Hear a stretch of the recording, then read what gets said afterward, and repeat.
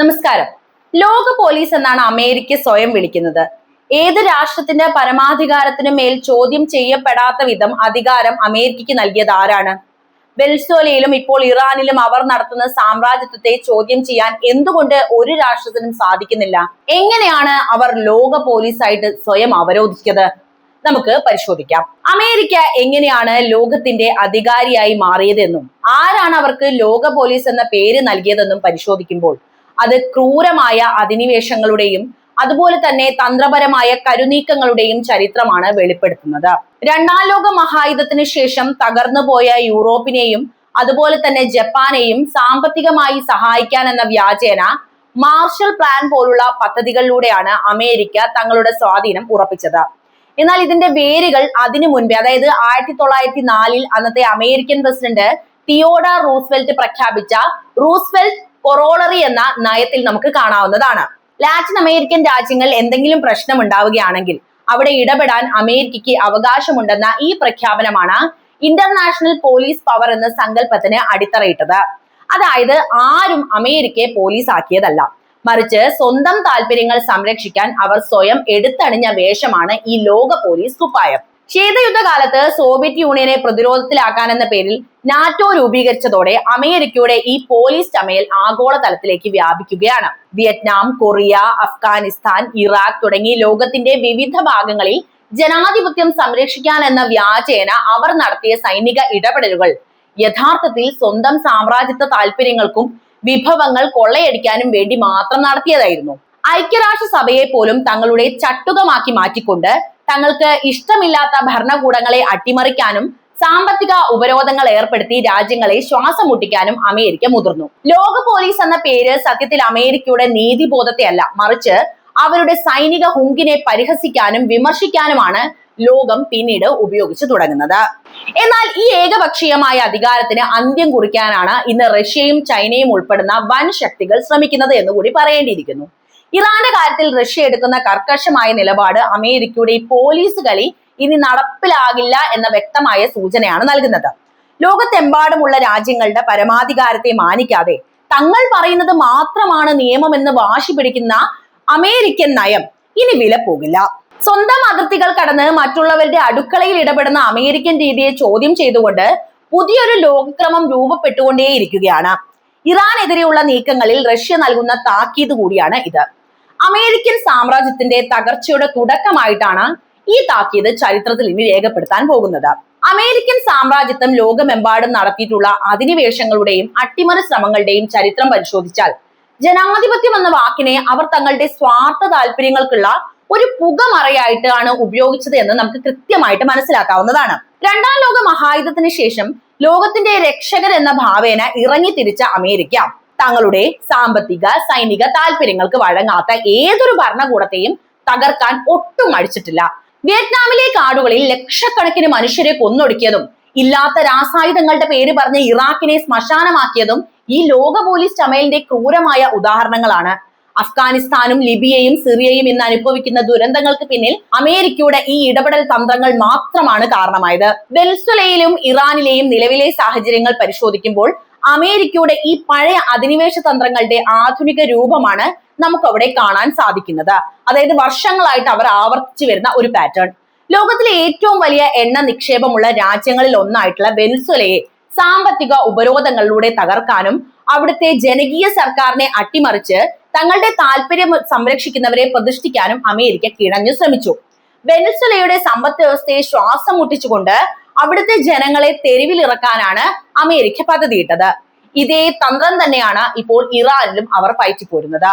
ഇറാന്റെ ആണവ കരാറിൽ നിന്ന് ഏകപക്ഷീയമായി പിന്മാറിയതും ക്രൂരമായ ഉപരോധങ്ങൾ ഏർപ്പെടുത്തിയതും ആ രാജ്യത്തെ ആഭ്യന്തരമായി തകർക്കാനാണെന്നല്ലാതെ മറ്റെന്താണെന്നാണ് നമുക്ക് കാണാൻ കഴിയുന്നത്. എന്നാൽ പഴയതുപോലെ ലോകരാജ്യങ്ങളെ ഭയപ്പെടുത്തി കീഴ്പ്പെടുത്താമെന്ന അമേരിക്കയുടെ മോഹം ഇപ്പോൾ പാളിക്കൊണ്ടിരിക്കുകയാണ്.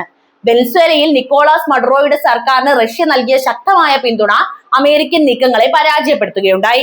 അതുപോലെ തന്നെ ഇറാനെതിരെയുള്ള സൈനിക നീക്കങ്ങൾ തങ്ങൾ വെറുതെ നോക്കി നിൽക്കില്ല എന്ന പുടിന്റെ താക്കീത് അമേരിക്കയുടെ സാമ്രാജ്യത്വ മോഹങ്ങൾക്ക് വലിയൊരു തിരിച്ചടിയാണ് നൽകിയിട്ടുള്ളത്. ഇറാനിൽ നിന്ന് അമേരിക്ക മാറി നിന്നല്ലോ. പശ്ചിമേഷ്യയിൽ ഇറാന്റെ തകർച്ച റഷ്യയുടെയും ചൈനയുടെയും നിലനിൽപ്പിനെ തന്നെ ബാധിക്കുമെന്ന് അവർക്കറിയാം. അതുകൊണ്ട് തന്നെ ഉപരോധങ്ങൾ കൊണ്ട് ഒരു രാജ്യത്തെ പട്ടിണിക്കിട്ടു സൈനിക ഭീഷണി മുഴക്കിയും കീഴടക്കാമെന്ന വെള്ളക്കാരന്റെ അഹങ്കാരത്തിന് മുന്നിൽ റഷ്യ ഒരു വൻ മതിലായിട്ട് ഇന്ന് നിലകൊള്ളുകയാണ് ചെയ്യുന്നത്. അമേരിക്കയുടെ ഈ അധിനിവേശ ചരിത്രം അവസാനത്തോടടുക്കുകയാണ് എന്നതിന്റെ സൂചനകളാണ് ഇന്ന് നമ്മളൊക്കെ കാണുന്നത്. അതായത് അമേരിക്ക ചെയ്തു കൂട്ടിയതിനൊക്കെ അവർക്ക് കിട്ടുകയാണ്.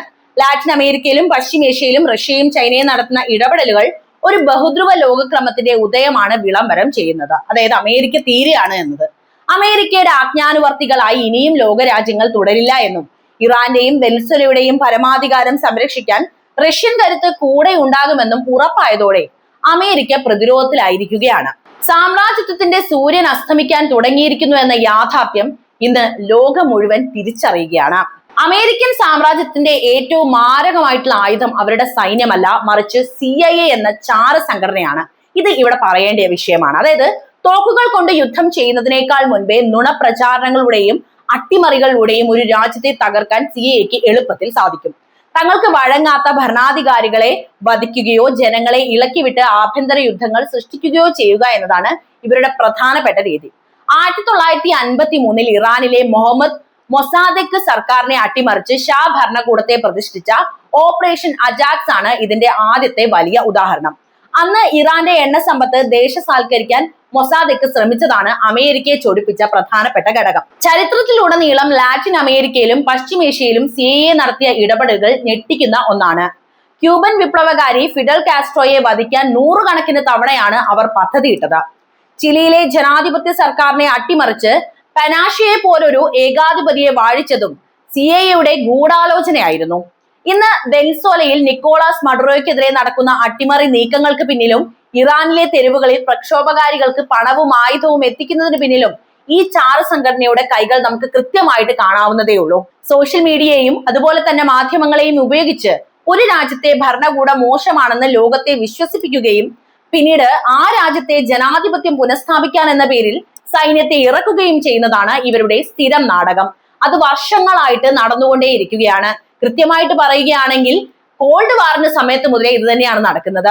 എന്നാൽ ഇന്ന് റഷ്യൻ ചാര സംഘടനയായിട്ടുള്ള SCRഉം ഇന്റലിജൻസ് വിഭാഗങ്ങളും CIAയുടെ ഈ കളി കൃത്യമായി തിരിച്ചറിയുന്നുണ്ട്.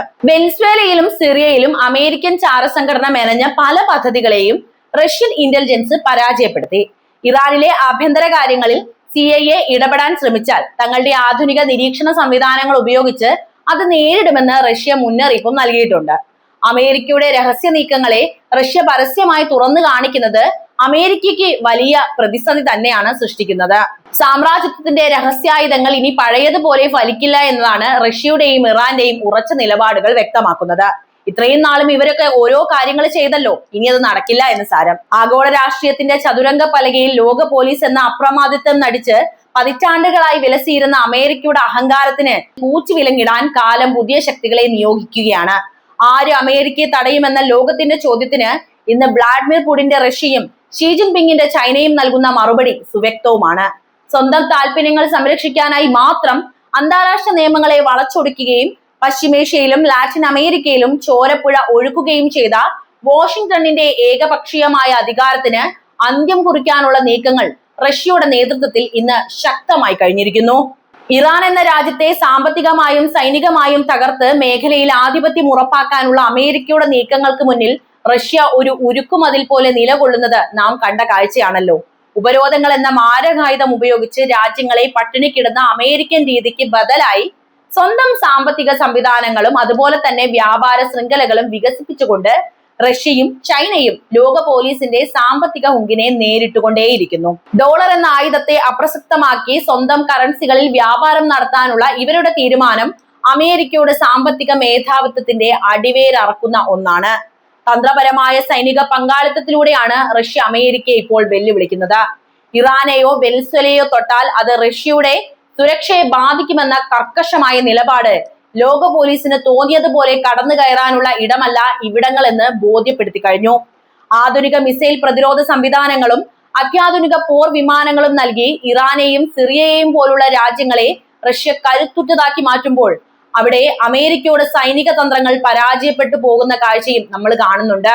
സിറിയയിൽ അമേരിക്കയ്ക്ക് പിന്മാറേണ്ടി വന്നതും വെനസ്വേലയിൽ ഭരണം മാറ്റാനുള്ള CIA നീക്കങ്ങൾ പാളിയതും ഇതിന്റെ തെളിവുകൾ തന്നെയാണ്. ചുരുക്കി പറഞ്ഞാൽ ലോകത്തിന്റെ നീതിപാലകർ എന്ന വ്യാജേന അമേരിക്ക നടത്തിയ കടന്നുകയറ്റങ്ങൾ ഇനി അനായാസം നടപ്പാകില്ല. വെനസ്വേലയിൽ ചെറിയ തെറ്റുകൾ പറ്റിയിട്ടുണ്ടാകും, പക്ഷെ ഇനി അത് നടക്കില്ല.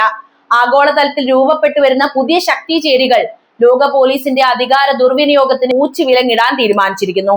ഇറാനൊപ്പം ചേർന്ന് റഷ്യ നടത്തുന്ന ഈ പ്രതിരോധം കേവലം ഒരു രാജ്യത്തിന് വേണ്ടിയുള്ളതല്ല, മറിച്ച് ലോകമെമ്പാടുമുള്ള സ്വതന്ത്ര രാഷ്ട്രങ്ങളുടെ പരമാധികാരം സംരക്ഷിക്കാനുള്ള ഒരു വലിയ മുന്നേറ്റമായിട്ട് നമ്മൾ ഇതിനെ വീക്ഷിക്കണം. അമേരിക്കയുടെ അഹങ്കാരം അവസാനിക്കുന്നിടത്ത് ഒരു ബഹുദ്രുവ ലോകം പിറവിയെടുക്കുക കൂടിയാണ് ചെയ്യുന്നത്. എന്തായാലും അമേരിക്കയുടെ ലോക പോലീസ് എന്ന പട്ടം താഴെ വീഴുമെന്ന കാര്യത്തിൽ ഏകദേശം ഉറപ്പായി കഴിഞ്ഞു. ഈ വിഷയത്തിലെ നിങ്ങളുടെ നിലപാട് എന്തായാലും കമന്റ് ബോക്സിൽ എഴുതുക. വീഡിയോ ഇഷ്ടമാവുകയാണെങ്കിൽ ലൈക്ക് ചെയ്യാനും ഷെയർ ചെയ്യാനും പ്രത്യേകം ശ്രദ്ധിക്കുമല്ലോ.